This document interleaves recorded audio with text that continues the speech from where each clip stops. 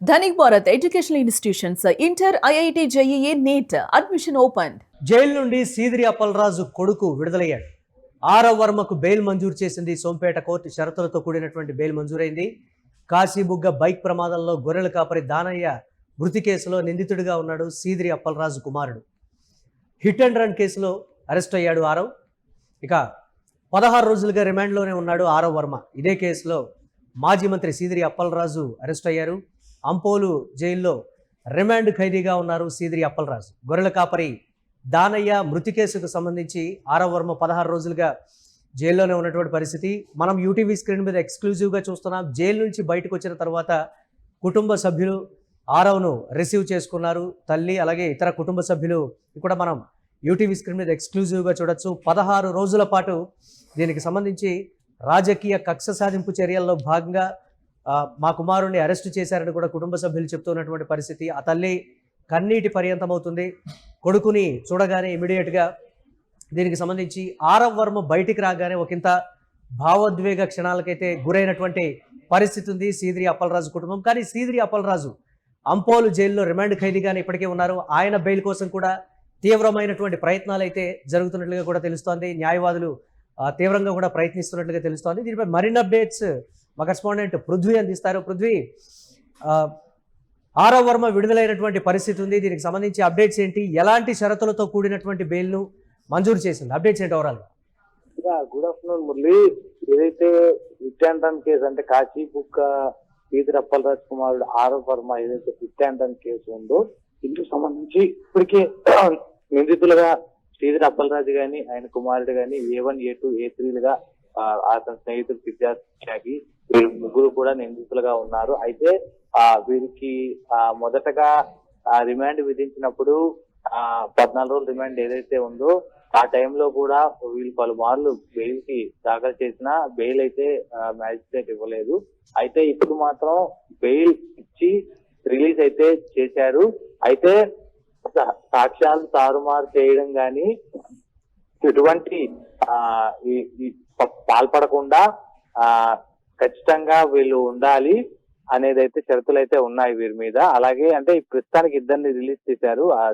అతను స్నేహితుడు సిద్ధార్థ్ త్యాగి అలాగే ఆరవ్ వర్మను రిలీజ్ చేశారు. అలాగే సీదిరి అప్పలరాజు కూడా బెయిల్ ప్రయత్నాలు అయితే ముమ్మరంగా సాగుతున్నాయి. ఆయనకు కూడా బెయిల్ వస్తుందో రాదో అనేది కూడా చూడాల్సిన అవసరం ఉంది Murali.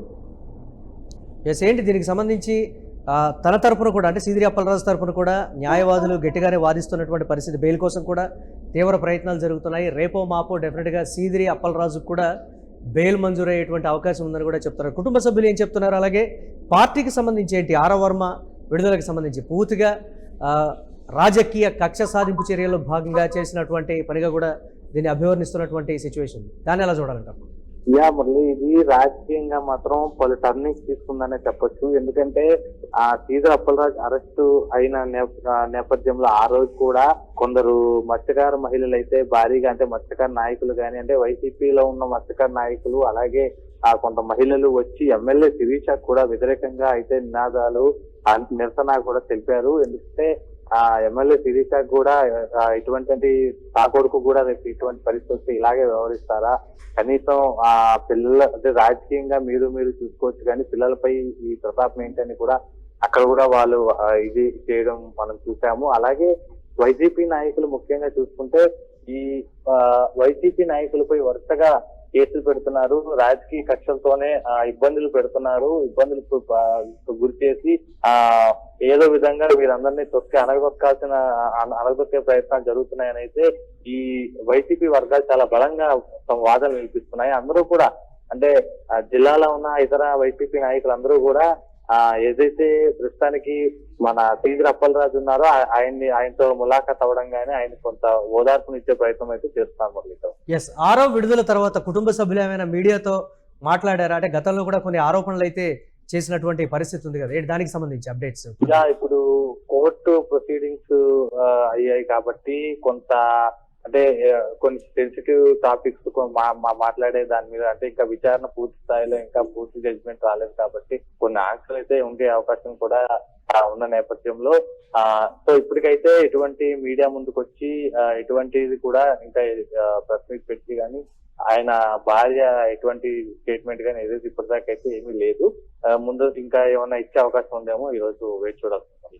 Right, thanks for updates Prithvi. మొత్తం మీద సీదిరి అంటే గొర్రెల కాపరి దానయ్య మృతి కేసులో ఆరవ్ వర్మకు బెయిల్ అయితే మంజూరైంది. జైలు నుంచి విడుదలైనటువంటి ఎక్స్క్లూజివ్ వీడియోను కూడా మనం యూటీవీ స్క్రీన్ మీద చూస్తున్నాం. ఆ తల్లి భావోద్వేగానికి కూడా గురైనటువంటి పరిస్థితి ఉంది. తన బిడ్డను చూడగానే ఒకంత కన్నీటి పర్యంతం అయితే కుటుంబ సభ్యులందరూ కూడా వచ్చి ఆరవ్ను రిసీవ్ చేసుకున్నటువంటి పరిస్థితి అయితే ఉంది. మనం యూటీవీ స్క్రీన్ మీద ఎక్స్క్లూజివ్గా బ్రేకింగ్ న్యూస్ అయితే చూస్తున్నాం. మరికొద్ది రోజుల్లో సీదిరి అప్పలరాజుకు కూడా బెయిల్ మంజూరు అవుతుందని న్యాయవాదులు అయితే చెప్తూ ఉన్నారు. దీనికి సంబంధించి కూడా తీవ్రంగా ప్రయత్నిస్తున్నట్లుగా కూడా తెలుస్తోంది. ఇక జైలు నుండి సీదిరి అప్పలరాజు కొడుకు విడుదలకు సంబంధించి బ్రేకింగ్ న్యూస్ చూస్తున్నాం. ఆరవ్ వర్మకు బెయిల్ మంజూరు చేసింది సోంపేట కోర్టు. షరతులతో కూడినటువంటి బెయిల్ మంజూరైంది. కాశీబుగ్గ బైక్ ప్రమాదంలో గొర్రెల కాపరి దానయ్య మృతి కేసులో నిందితుడిగా ఉన్నాడు సీదిరి అప్పలరాజు కుమారుడు. హిట్ అండ్ రన్ కేసులో అరెస్ట్ అయ్యాడు ఆరవ్. 16 రోజులుగా రిమాండ్లోనే ఉన్నాడు. ఇదే కేసులో అరెస్ట్ అయ్యారు మాజీ మంత్రి సీదిరి అప్పలరాజు. అంపోలు జైలులో రిమాండ్ ఖైదీగా ఉన్నారు సీదిరి.